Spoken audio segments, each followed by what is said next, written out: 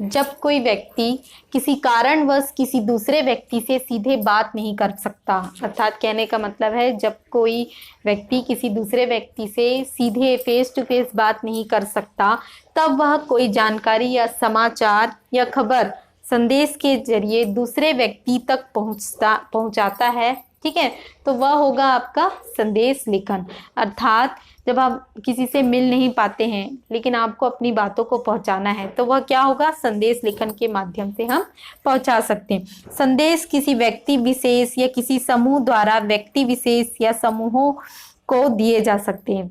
तो ध्यान दीजिए, इसमें संदेश लेखन में क्या होता है, किसी एक व्यक्ति को, पर्टिकुलर एक पर्सन को कहा जा सकता है, या फिर ग्रुप में भी इन्विटेशन, शुभकामना दिया जा सकता है। ठीक, तो इस प्रकार संदेश लेखन में क्या होता है, संदेश लेखन अपनी बात को, ठीक है, जब हम जैसे कि निमंत्रण पत्र हो गया, शुभकामना पत्र हो गया, तो ये सब क्या होते हैं, संदेश लेखन के अंतर्गत आते हैं। तो इसमें हम अपनी बातों को पहुंचाते हैं। हम अगर मिल नहीं पाते, एक दूसरे से फेस टू फेस बात नहीं कर पाते, तो हम संदेश के माध्यम से अपनी बात को पहुंचाते हैं। संदेश लेखन के प्रकार, पहला है शुभकामना पत्र, दूसरा पर्व व त्योहार संदेश, ठीक है, थर्ड है शोक संदेश, फोर्थ है व्यक्तिगत संदेश, फिफ्थ है सामाजिक संदेश और सिक्स है मिश्रित संदेश। तो सबसे पहले हम पढ़ते हैं शुभकामना पत्र, ठीक है, या शुभकामना संदेश कह सकते हैं, पत्र या संदेश।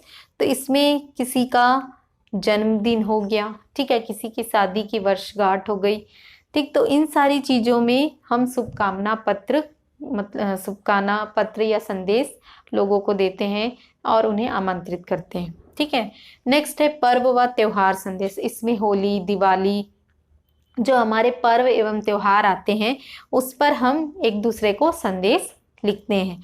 नेक्स्ट है शोक संदेश। शोक संदेश से तात्पर्य है जब किसी की पुण्यतिथि होती है या फिर किसी की मृत्यु होती है तो वहां पर शोक संदेश दिया जाता है। फोर्थ है व्यक्तिगत संदेश। व्यक्तिगत संदेश यानी कि किसी भी हम अपने मित्र को, ठीक है, उसके अंकों की प्राप्ति के लिए या फिर उसके जन्मदिन पर हम उसे व्यक्तिगत संदेश दे सकते हैं। नेक्स्ट है सामाजिक संदेश। सामाजिक संदेश से तात्पर्य है समाज में जब समूह में कुछ भी कार्यक्रम होता है तो हम समूह के लोगों को जब आमंत्रित करते हैं तो वह सामाजिक संदेश के अंतर्गत आता है।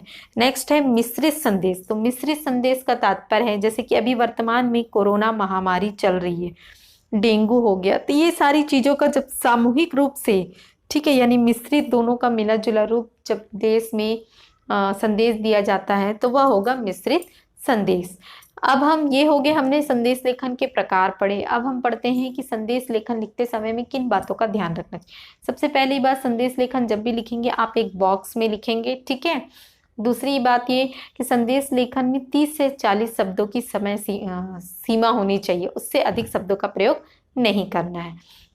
नेक्स्ट है उसमें शुद्ध और सरल भाषा का प्रयोग करना है, ठीक है, उसमें मुहावरे थोड़े बहुत कर सकते हैं। तो इस प्रकार संदेश लेखन का प्रयोग आप कर सकते हैं। तो संदेश लेखन कोई बहुत बड़ा विषय नहीं है। आप अधिकतर जन्मदिन हो गया, ठीक है, शादी की वर्षगांठ हो गई, इन सारी चीज़ों पर हम संदेश लेखन पत्र लिखते हैं। तो इस प्रकार हमारे टॉपिक कंप्लीट होता है। Thank you.